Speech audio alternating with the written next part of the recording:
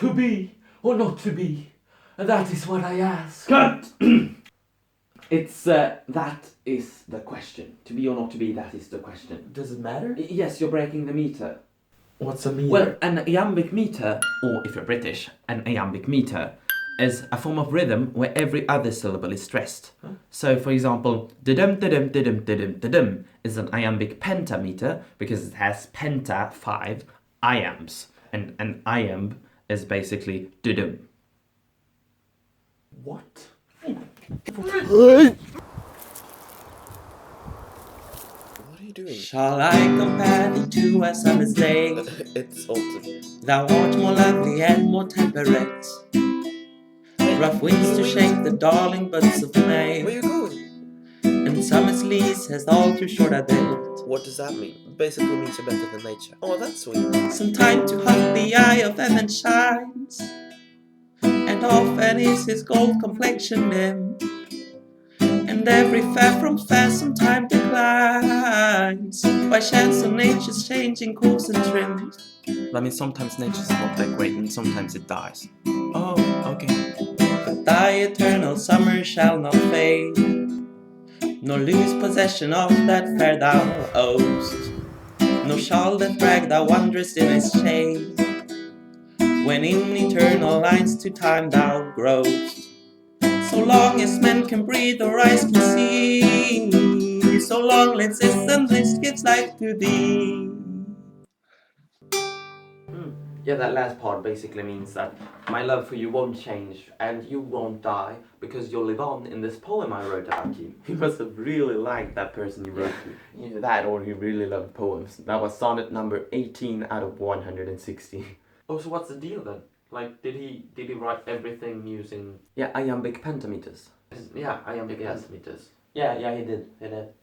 Why? Well...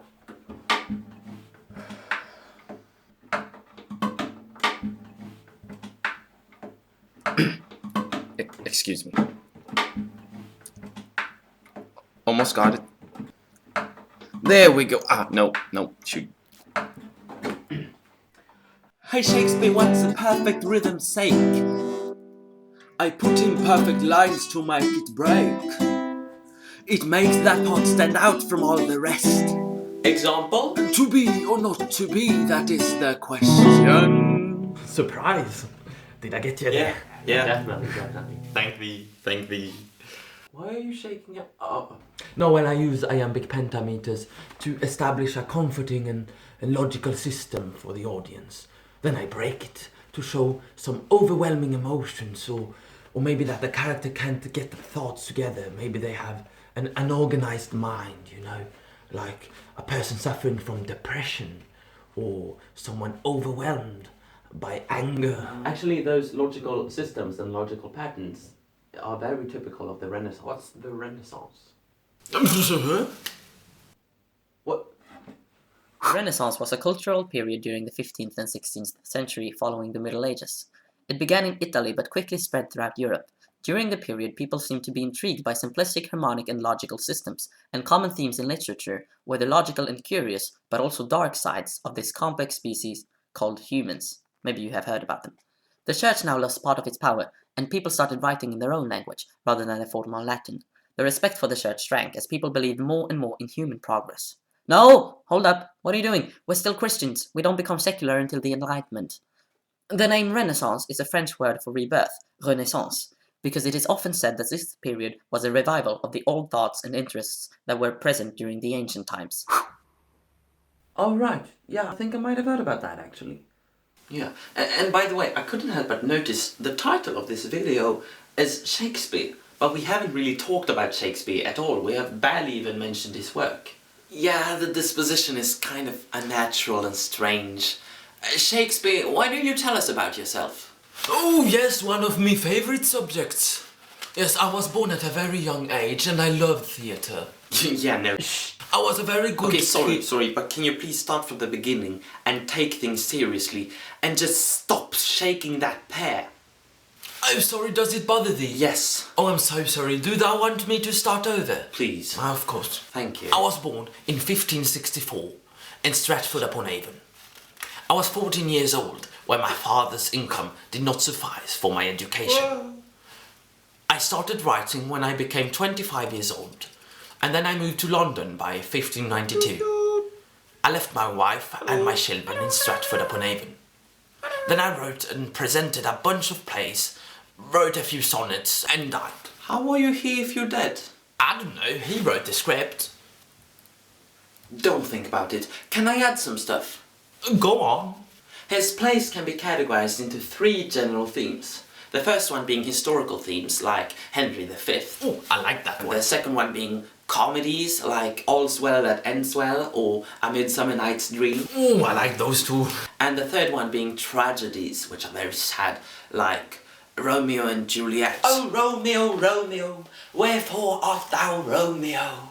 Or Hamlet. To be or not to be? Hey, that's me! Yeah, well, we're all me. You only have 2 minutes until the limit of 8 minutes. Who are you? I'm here to speed things up, since our English teacher specifically said the video was not allowed to be more than 8 minutes, and all you're doing is talking nonsense, and we have still gotten a bunch of things left to say.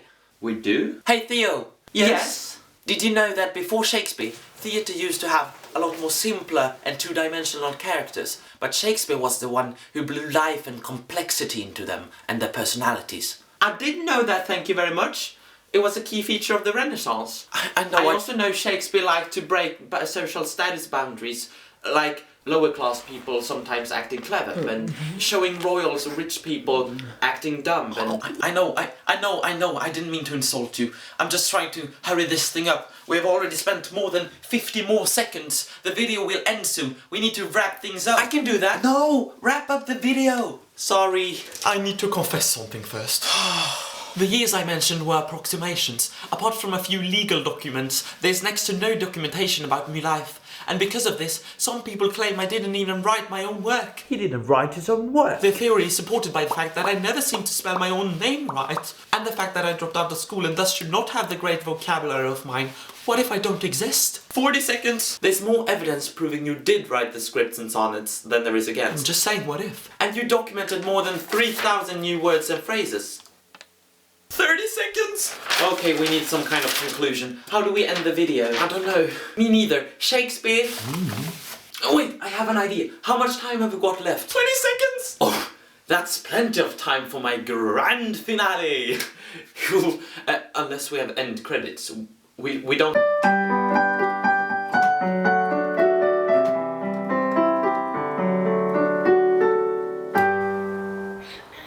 Känner du för att hjälpa mig?